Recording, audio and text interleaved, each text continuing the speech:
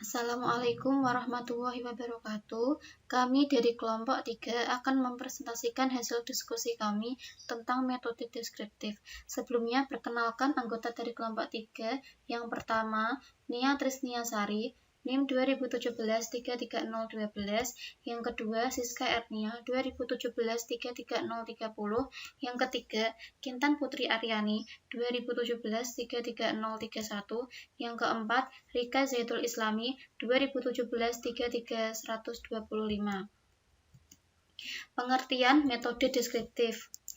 Menurut para ahli, yang pertama, Nazir 1988 menjelaskan bahwa metode deskriptif adalah metode dalam peneliti status kelompok manusia, suatu objek, suatu set kondisi, suatu sistem pemikiran, ataupun suatu kelas peristiwa pada masa sekarang.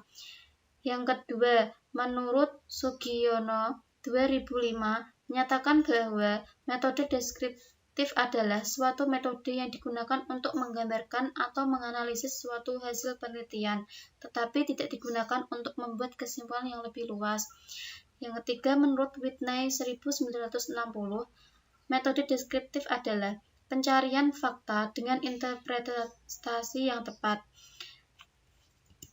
Secara umum, penelitian deskriptif merupakan penelitian yang berusaha mendeskripsikan suatu gejala peristiwa yang terjadi pada saat sekarang atau masalah aktual.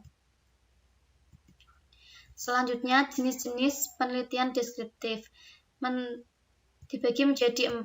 Yang pertama, metode survei. Metode survei merupakan penyelidikan untuk memperoleh fakta-fakta dan mencari keterangan secara faktual. Yang kedua, metode deskriptif berkesinambungan. Metode deskriptif dapat diartikan sebagai penelitian yang dilakukan secara terus-menerus atau berkesinambungan sehingga diperoleh pengetahuan yang menyeluruh mengenai masalah, fenomena, dan kekuatan-kekuatan sosial yang diperoleh jika hubungan-hubungan fenomena dikaji dalam suatu periode yang lama. Yang ketiga, penelitian studi kasus.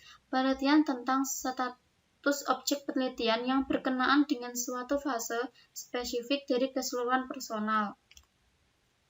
Penelitian analisis pekerjaan dan aktivitas. Penelitian yang digunakan untuk menyelidiki secara terperinci aktivitas dan pekerjaan manusia. Ciri-ciri dari metode deskriptif yaitu memusatkan penyelidikan pada pemecahan masalah aktual atau masalah yang dihadapi pada masa sekarang, menjelaskan setiap langkah penelitian secara rinci. Data yang telah dikumpulkan, disusun dan dijelaskan, kemudian dianalisis dengan menggunakan teknik analitik, memberikan alasan yang kuat mengapa penelitian menggunakan teknik tertentu dan bukan teknik lainnya, menjelaskan prosedur pengumpulan datanya. Kriteria metode deskriptif. Kriteria umum.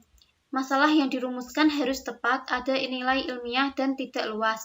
Yang kedua, tujuan penelitian harus dinyatakan dengan jelas, tidak terlalu umum. Yang ketiga, data yang digunakan harus data yang terpercaya dan bukan merupakan opini. Yang keempat, standar yang digunakan untuk membuat perbandingan harus mempunyai validitas.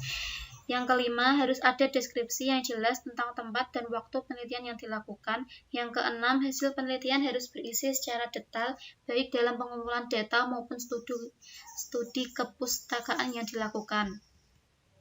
Kriteria khusus. Fakta-fakta ataupun prinsip-prinsip yang digunakan adalah mengenai status. Prinsip-prinsip ataupun data yang digunakan dinyatakan dalam nilai. Sifat penelitian adalah ex post facto, karena itu tidak ada kontrol terhadap variabel, dan peneliti tidak mengadakan pengaturan atau manipulasi terhadap variabel. Variabel dilihat sebagaimana adanya. Langkah metode deskriptif. Yang pertama, perumusan masalah. Yang kedua, menentukan jenis informasi yang diperlukan secara jelas. Yang ketiga, menentukan tujuan dan manfaat penelitian. Yang keempat, menentukan prosedur pengumpulan data. Yang kelima, menentukan prosedur pengolahan informasi atau data. Yang keenam, menarik kesimpulan penelitian. Yang terakhir, membuat laporan hasil penelitian. Sekian dari presentasi kelompok kami. Wassalamualaikum warahmatullahi wabarakatuh.